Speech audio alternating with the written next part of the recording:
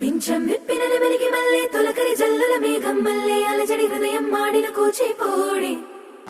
రంగుల దిద్దిన బొమ్మకు మల్లె కవితలు వద్దిన పుస్తక మల్లె సంతోషంలో ముద్దుగా ఈ అమ్మాడి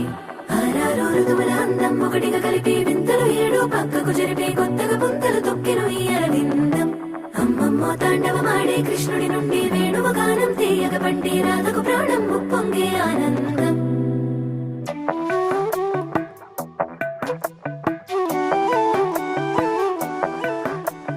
మధురము కదా ప్రతొక నడక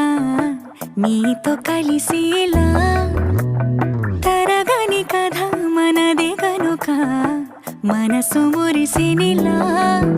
ఉసురేమో నాదై